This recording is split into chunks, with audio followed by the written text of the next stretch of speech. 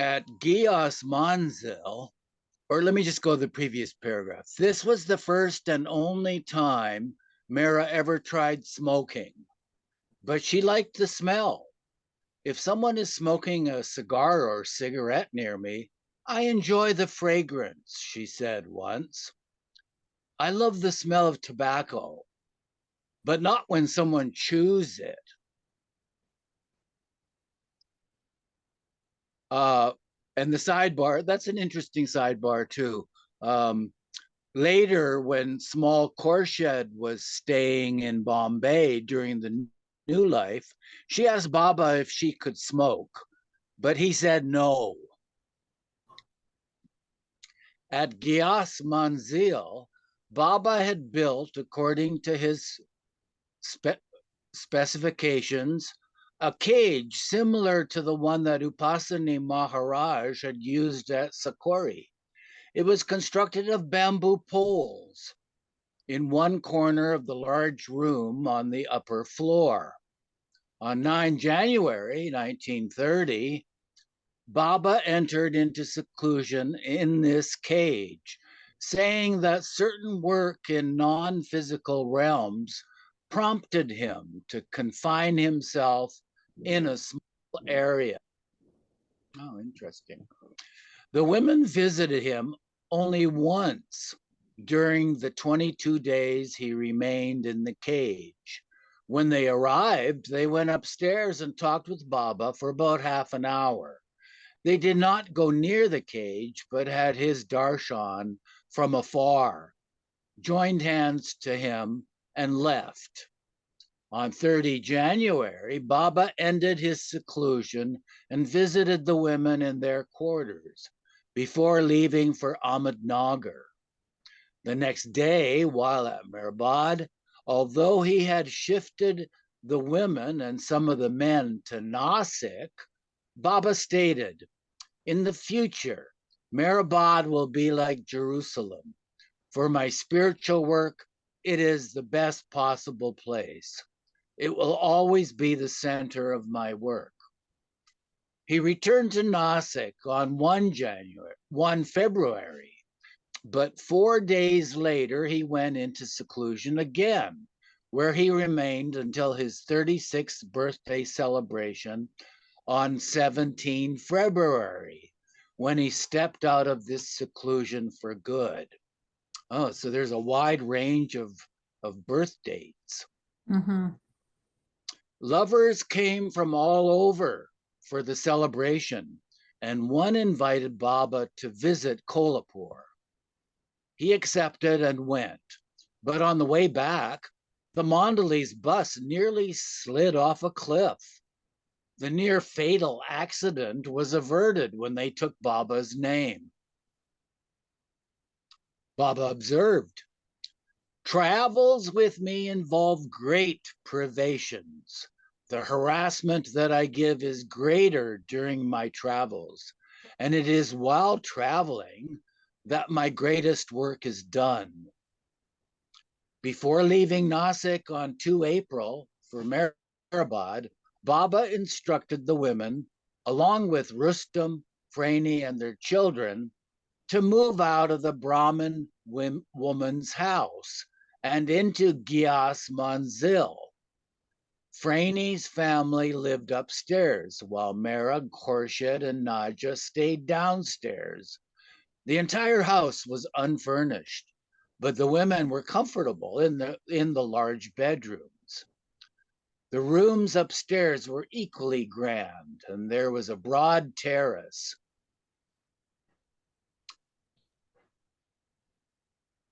The sidebar says Padri drove Mani to Nasik on 20 April 1930.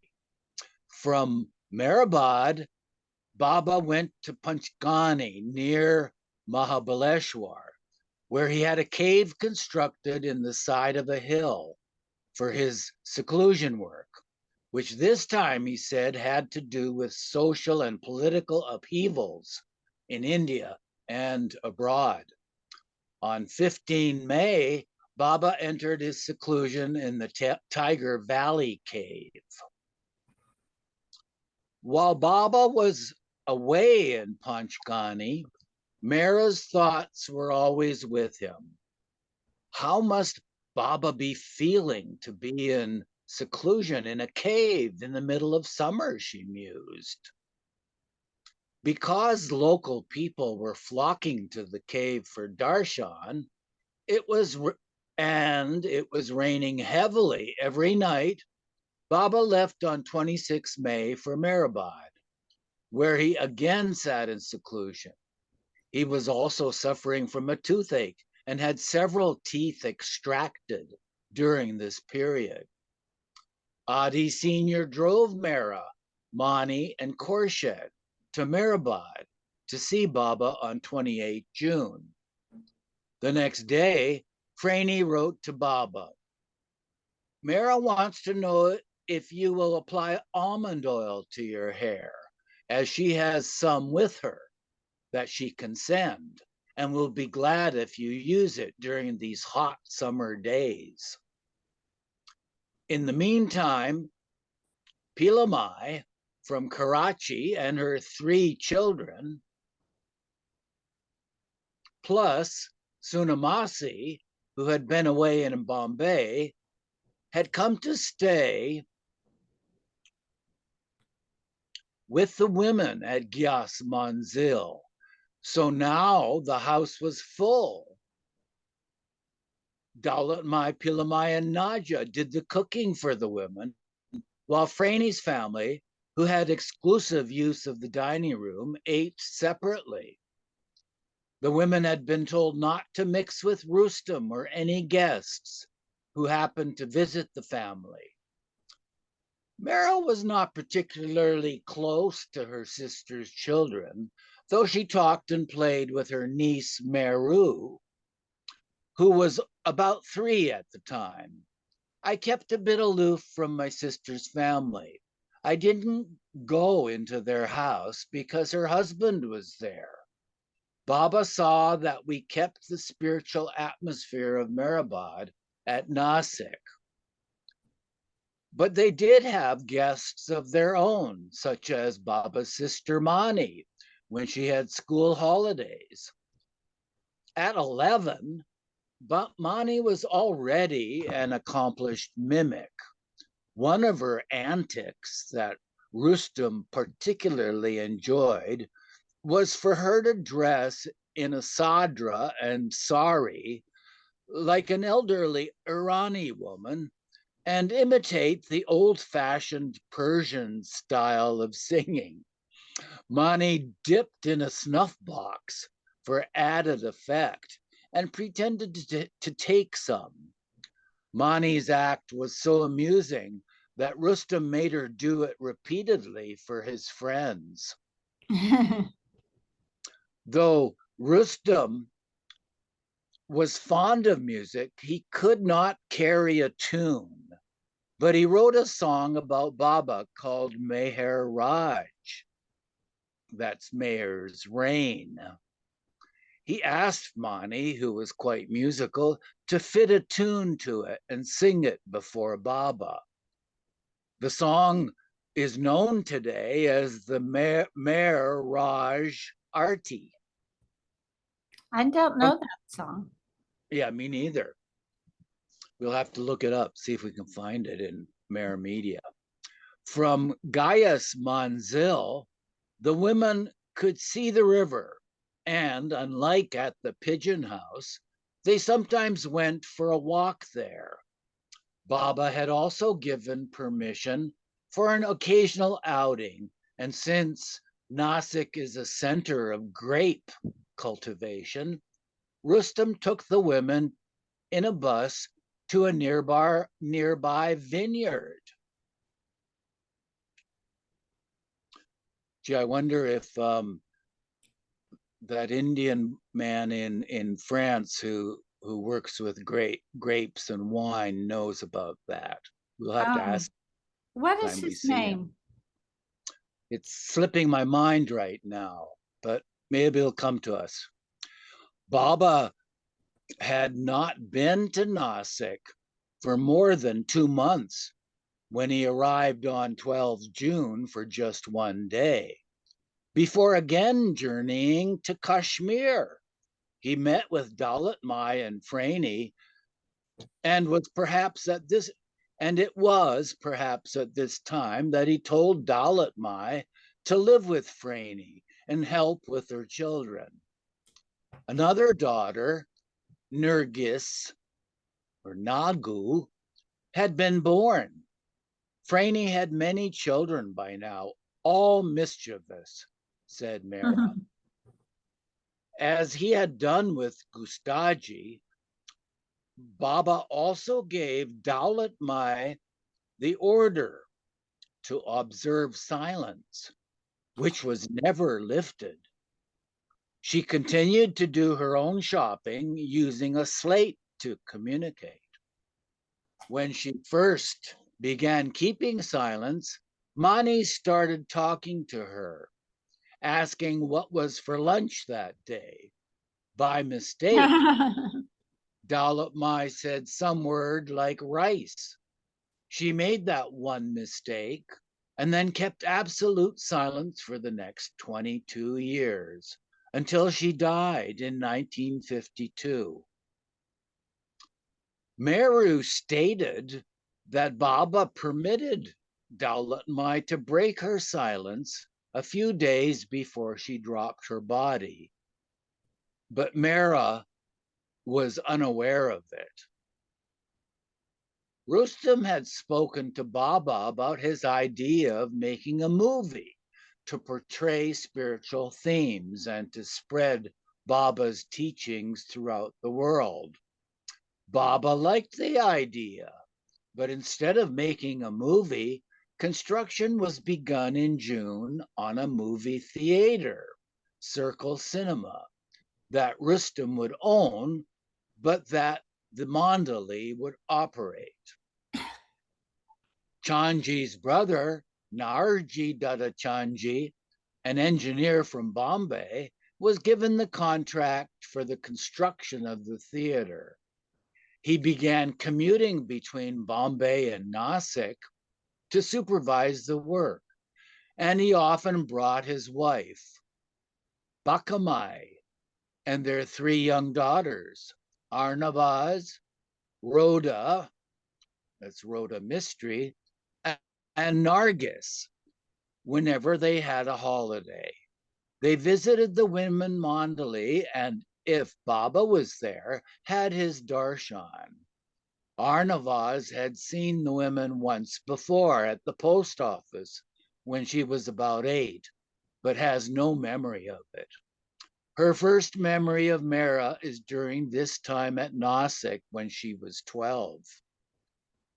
Arnavaz was taken to the women's quarters with her mother and sisters. The first person who greeted them was Mehera. Mehera was dressed very simply. She took us inside their room and showed us a song or poem written by Baba, which she read out and explained. It was something so tender between us. I remember her as something so special, though I had absolutely no idea about her status then. She was so young and beautiful. It is so vivid in my memory, even today.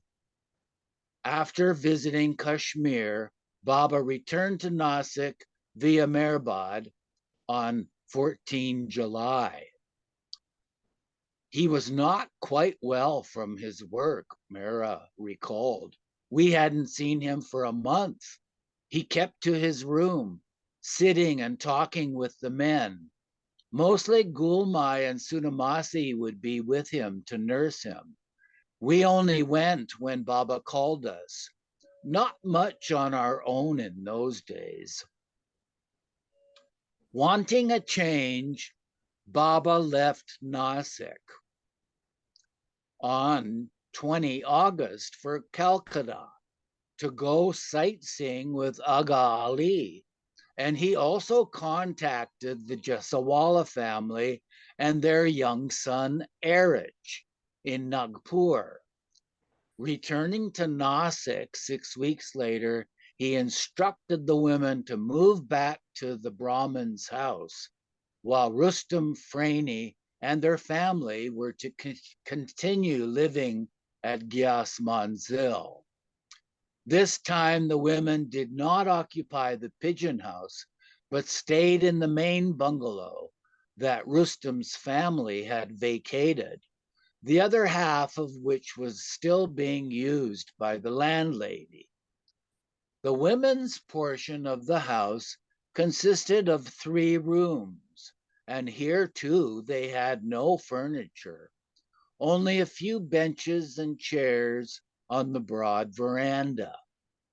In one of the larger bedrooms at the front, the women slept on mattresses on a carpet. In the morning, their beddings were rolled and stacked in a corner. Interesting. A lot of hippies used to live that way too. Really?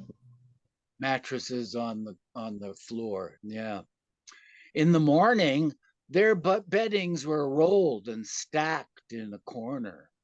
Bead curtains were hung on the windows to allow the breeze to enter.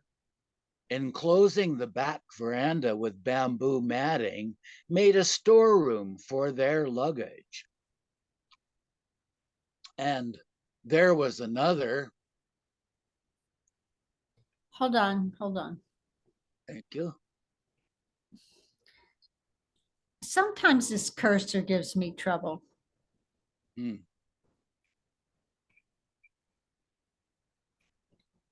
There was another storeroom near the kitchen. Yeah, go ahead, Tina. And when you're tired, I'll do it again. Okay.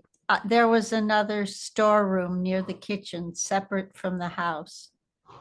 During the next 3 years, the women led a strict and secluded life here, except when going from the house to the kitchen or to the toilet.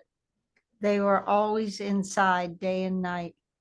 Although there was a garden with an expanse of open space in front of their bungalow, they never ventured there because of the main road nearby. We lived like fakirs at this time, Mehera said. We kept our bedding rolls wrapped up in gunny sacks. We worked in the kitchen all morning. The women also had to cover themselves at all times. This was to test us. Some hardship was imposed so that life with Baba wouldn't be easy. Baba would test us to do something that was very difficult. To ameliorate the conditions, as it was with the badminton and cricket games at Meherabad, a ping pong table was bought and kept in the house. Baba told them to play for a half an hour each day. Baba also told Ramju it was Ramju and his family to move into the pigeon house, which gave the women some company. Although the women could never saw Ramju when Baba was away, his wife Khatija, their baby Ali, and Khadija's sister Haja visited the women in the evening to talk about Baba or sing. Haja also helped with the cooking. They had other visitors too, like Dina Talati, Kak Sahib's wife, and Zorabi and Shireen Mai, who took one look at the little Ali Ramju's bright eyes and observed, that child has the eyes of a cat. When Baba returned to Nasik on October 1st, he stayed only for 4 days before leaving again. In fact, during the next 6 months, Meher Baba was traveling constantly. visiting Nasik for only a day at a time every few weeks. Since there was no room for Baba to spend the night at the women's house, he slept at Gias Manzo with Franey's family, but he had his meals and bathed at the women's bungalow. He usually arrived by 11 a.m. Mehera kept Baba's trunk and belongings ready when he bathed. She put his towel, soap, and clothes in his bathroom. Downstairs on the veranda, the girls made a seat for him out of thin mattresses and carpet, since there was no table. He had his meals there also, which Nadia cooked, with Mehera assisting. The women sat on low stools, their plates balanced on their laps, or sat on the floor. They massaged Baba's feet, and in the afternoon or evening, he returned to Franey's to be with the Mandali.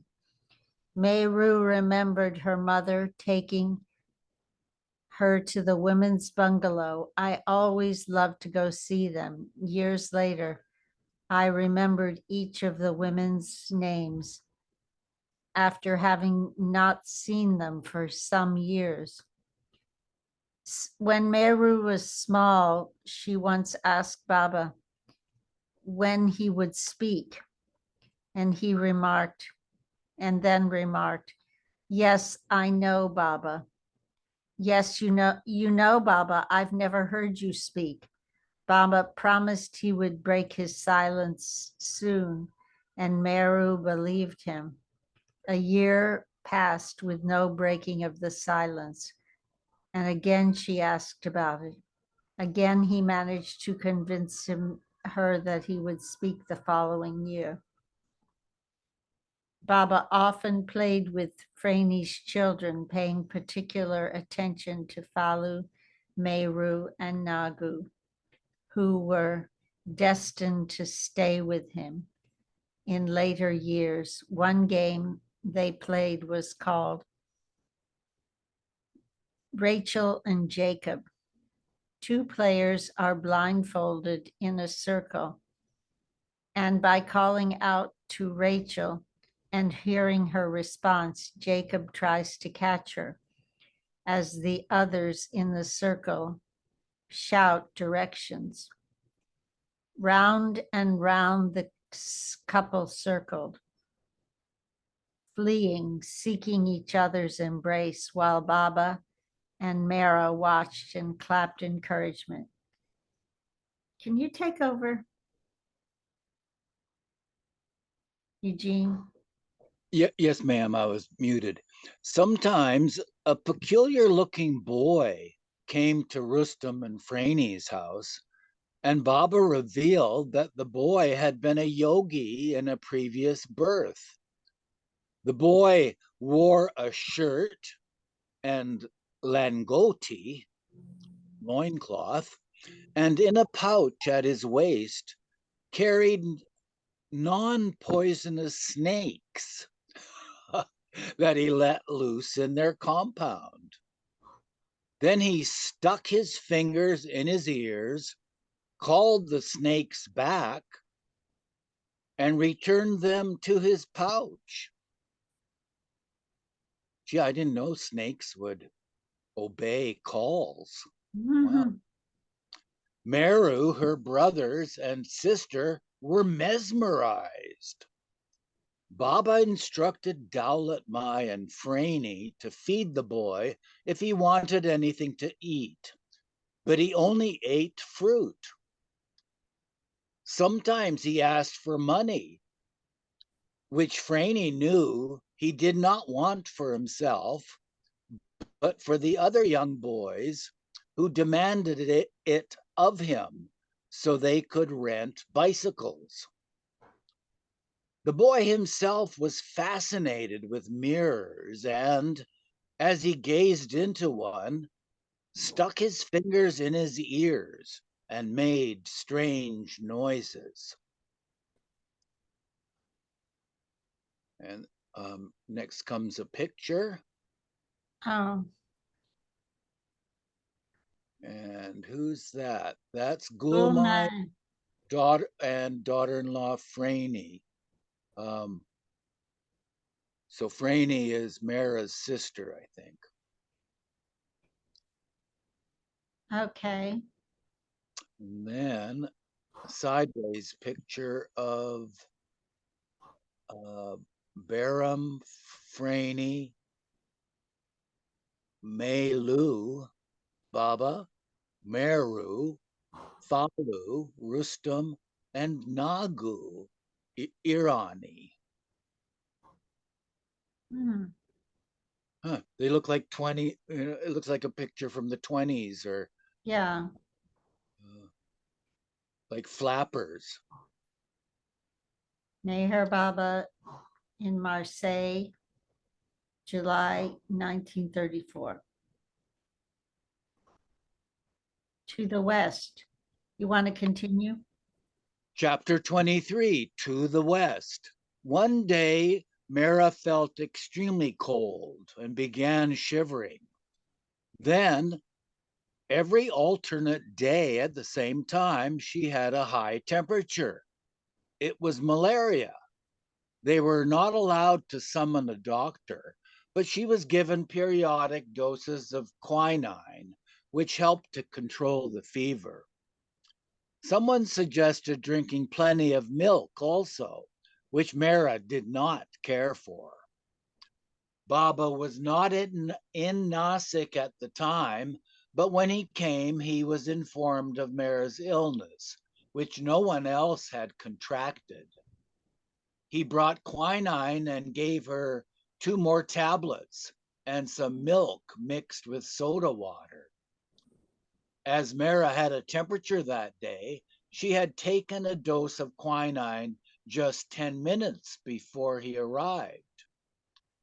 Quinine is not supposed to be taken in large amounts, and soon Mara's ears started ringing. Baba scolded the others. Why didn't you tell me? She had already been given a dose. Could you scroll a little bit, please? The fever subsided, but the quinine continued to hammer in her head.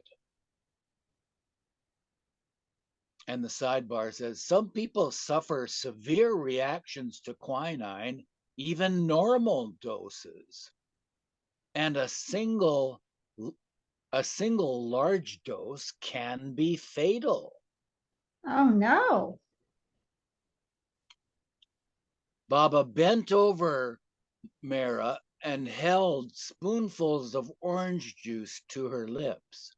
The following day, Mara was feeling much better, and Baba departed for his work. But the day after, the fever returned. Baba's elderly father, Shariarji, was also ill.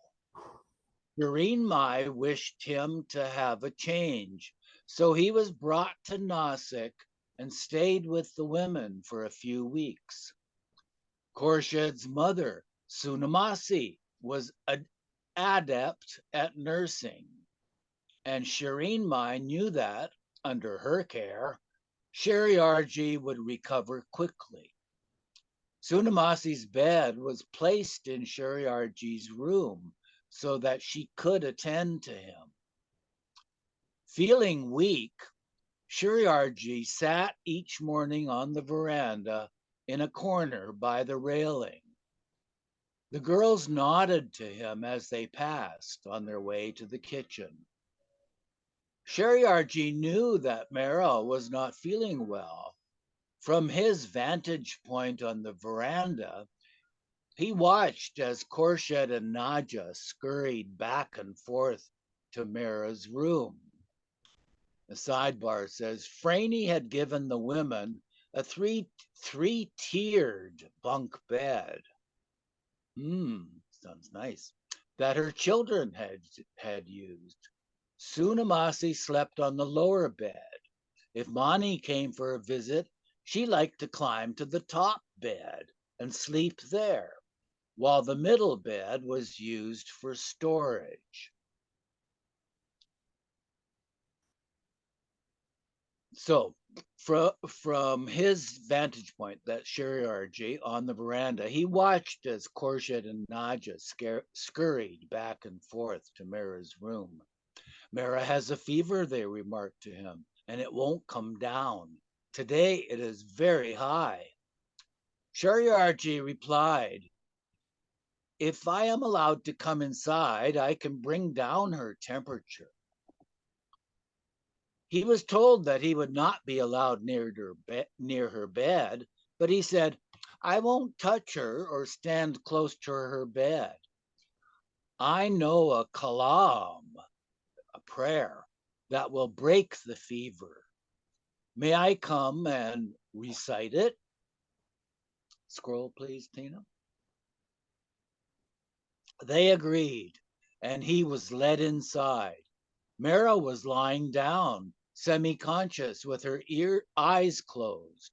Shariarji stood and softly repeated a prayer in a mixture of Persian and Arabic, meant especially for removing fever and maintaining good health.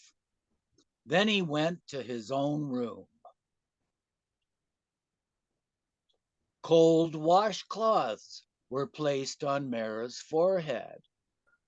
Though the prayer was just 4 lines and took only a few minutes to recite, Shariarji had said it with such fervent faith and love that by the same evening, the fever was completely gone. The next day, it did not return. In fact, the fever never came back, and Mera was cured. Baba was pleased when he was told what had transpired. From that day on, Mera stated, not only have I never had malaria, but I have never had any type of high fever or serious illness again. More than 20 years later, Mera would also attribute her speedy recovery from the 1952 automobile accident in Oklahoma to Shariarji's kalam. Shariarji explained that it was Zoroaster who had given these special prayers. Shariarji knew another prayer meant for ghosts or haunted places, which, if recited, protected one against such spirits. If a ghost is present, hold your hands in a fist and recite this kalam, he told the girls. The place will no longer be haunted. Mera wished to remember the prayer given to her, and Shariarji dictated it to someone who wrote it down. Shariarji said that the paper with the prayer on it should be touched only with clean hands, and that for it to be effective, the women must not be menstruating at the time of recitation.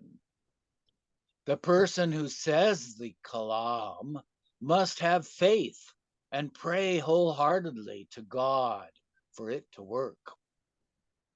For some time, Mera recited the prayer every day after taking a bath.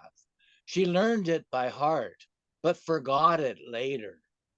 For many years, she preserved the paper in her cupboard, but it was misplaced subsequently. While in Nasik, Shariarji sometimes entertained the women with stories, such as this one from his days of wandering. Once Shariarji crossed a river and entered a forest. It was so dark that he could not go further, so he camped for the night. In the middle of the night, he heard a noise. He woke and saw 2 shining eyes peering at him out of the darkness. It was a tiger. Sheriarji stared at it, repeating, "Yes, done, yes, done." The tiger stared back without moving. They remained facing each other for the remainder of the night. My goodness. And at dawn, the tiger, inexplicably, turned and stalked away.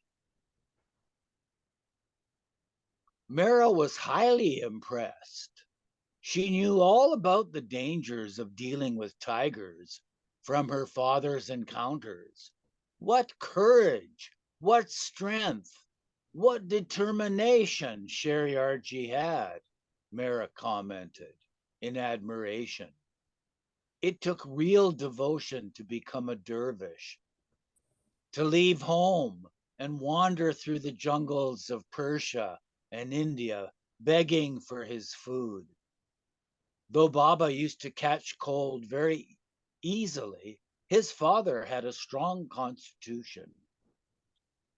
Mani recalled that her father always chose the cracked egg, the apple with the spot on it, the ripest banana, and quickly put it on his plate, never saying anything. As a child, she noticed such selfless acts. By chance, the women had their own buffalo in Nasik.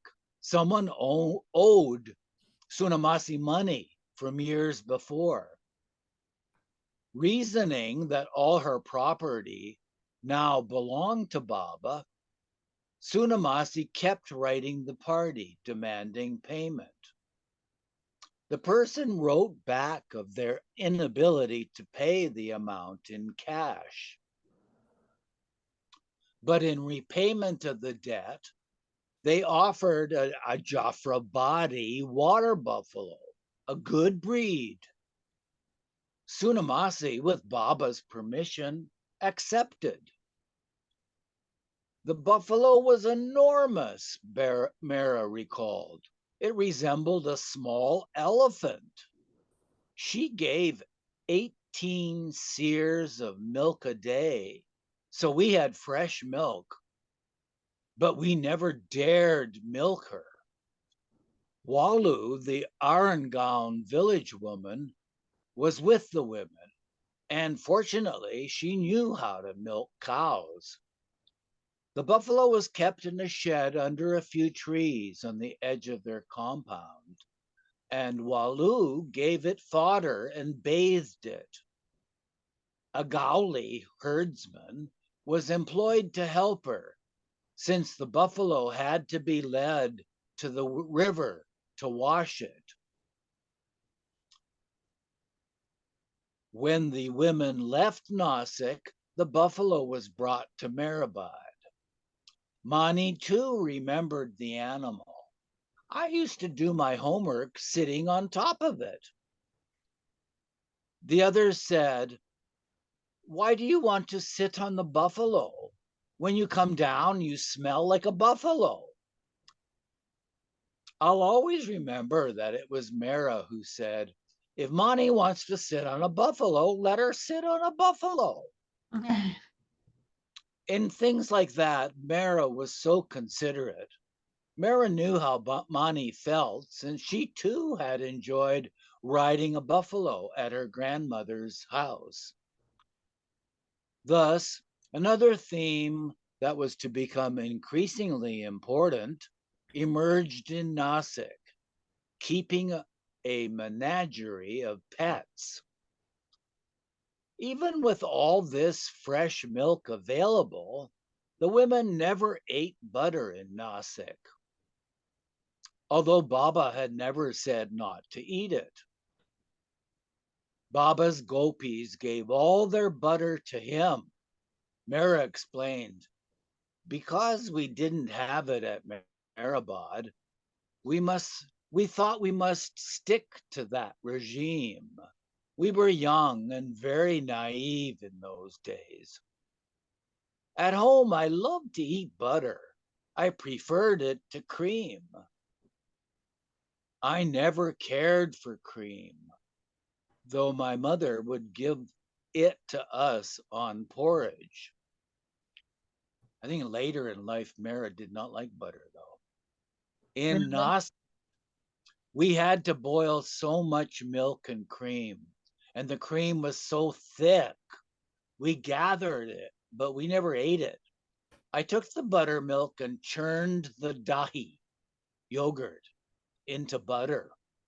The butter was meant for Baba, so I never even tasted it, though my mouth was watering to see all that lovely fresh butter. Baba wouldn't have minded me eating some of it, but in those days, we felt guilty to use something meant for Baba. We did make ghee out of the butter and cooked our food and Baba's food in it. So we never had to send for oil from the bazaar. The women continued to wear cotton saris in Nasik, as they had done at Meherabad. Their blouses were long sleeved. No part of their arm was to be seen. None of their clothing was made by a tailor. They had a sewing machine to stitch their own garments, and everything was made by them, including petticoats, blouses, and so on. In those days, said Mara, when we were young, we didn't have nice, colorful skirts to wear, which we have now when we are older. It is ironic. Then it was always a white cloth on our heads and plain saris. Big Khorshid, too, was a frequent visitor at Nasik. After doing her share in the kitchen, like peeling and chopping onions, Big Khorshid sewed things for each one. Impatient by nature, after asking each what they wanted and taking their measurements, she sewed quickly. Mani recalled her sister-in-law's contribution. Big Khorshid did a lot of work in Nasik. Franey bought rough cloth, which we used for lengas. Those are the loose pajama-like pants worn under a dress as an undergarment. That's a fashion idea, Tina, to pants under a dress. Yeah. She worked hard for hours, not on a pedal machine, but on an old-fashioned hand-operated one. There was no table and chair. She operated it. She operated it sitting on a low pot or patla stool.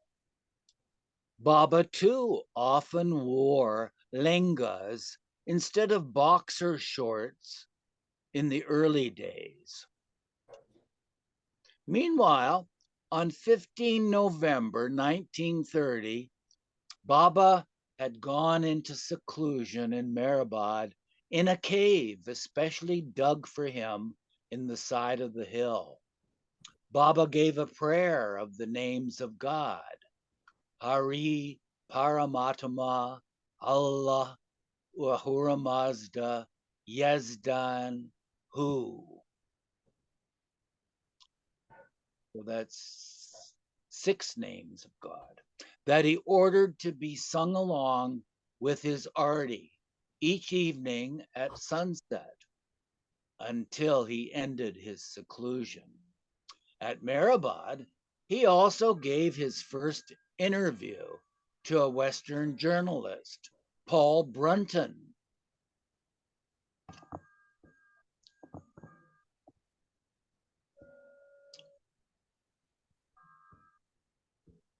Uh, I lost my place. uh, yeah, you scrolled a bit too much. Um, Back upwards a little. Oh, there we go. Good. Paul Brunton, who stayed in one of the water tank rooms. I shall change the history of the whole world. As Jesus came to impart spirituality to a materialistic age, so I have come to impart a spiritual push to present day mankind. There is always a fixed time for such divine workings, and when the hour is ripe, I shall reveal my true nature to the entire world. On 4 January 1931, Baba became annoyed with the Mandali over their indifference to him and prophesied, "A day will come when you, one and all, will break your heads and shed tears of blood and repent to the heavens for your indifference." The same thing happens with every avatar. He remains unknown in his lifetime, but after he gives up his body, the whole world weeps in repentance for the great loss they have to sustain. Your time of weeping will also come. He returned to Nasik 5 days later and warned the women also to be vigilant towards his wishes, explaining to Mera, Naju, and Small Khorshid that he took so much trouble to keep them near him because he loved them. He then asked Sunamasi and Gulmai if they would look after Mera always, since she was his Radha. Gulmai said it would not be possible due to her family obligations, but Sunamasi agreed. Baba's 37th birthday was celebrated in Nasik with a huge feast, garlanding, and a new robe for Baba, all provided by Amina Jaffer. But he had to pacify his mothers, Shireen Mai and Gulmai, who both wanted the honor of garlanding him first. Baba made several trips to Bombay and returned to Nasik on 18 April, but only to say goodbye to the women. He was secretly planning to leave for Persia again and would not return for 3 months. When Baba did return, he called the women to Pimpalgaon, Baswant, near Nasik, on 27th July. The women traveled there by bus. It was a beautiful place with lots of trees and forest, Mehera recalled. We were happy to have a bus ride. We were happy to have a bus ride, a change from our secluded daily routine. We got dressed in good saris and excited about having Baba's darshan. Mm, I think we should stop there. All righty, top of page 233, folks. Yeah. I don't know where Rosalie is. Me neither. She has some medical issues.